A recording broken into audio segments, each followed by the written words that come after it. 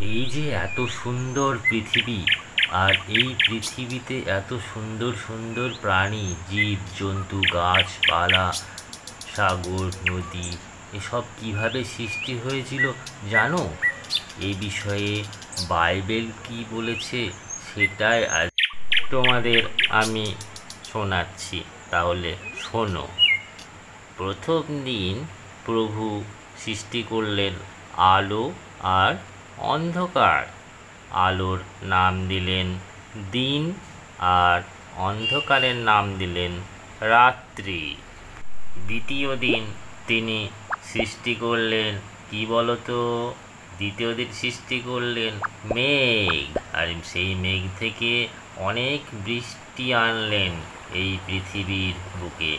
সেই বৃষ্টি থেকে সৃষ্টি হলো নদী, সাগর, এবং সেই বৃষ্টির জলে তৈরি হলো নানা রকমের গাছপালা। তৃতীয় দিন তিনি সৃষ্টি করলেন আকাশ। সেই আকাশে তৈরি করে রাখলেন অনেক অনেক তারা, চন্দ্র, সূর্য, গ্রহ, এই সমস্ত, যেগুলো আজকে তোমরা রাতের আকাশে দেখতে পাও। পঞ্চম দিন তিনি সৃষ্টি করলেন নানা রকম জলজ প্রাণী, মাছ, কাঁকড়া ইত্যাদি। আর সৃষ্টি করলেন পাখিদের, আর বললেন তোরা অনেক অনেক বংশ বিস্তার কর, পৃথিবীকে ভরিয়ে তোল।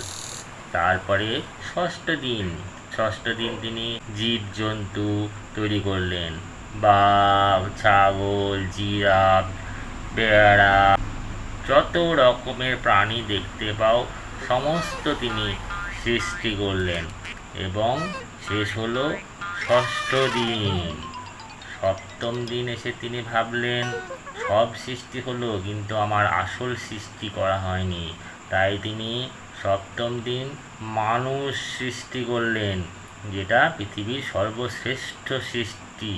তুমি, আমি, আমরা সকলে মানুষ, এটাই প্রভুর শ্রেষ্ঠ সৃষ্টি। এবং মানুষকেই বললেন যাও তোমরা এই সমস্ত আমার সৃষ্টিকে রক্ষা করো। এবং সপ্তম দিনে তিনি বিশ্রামে গেলেন।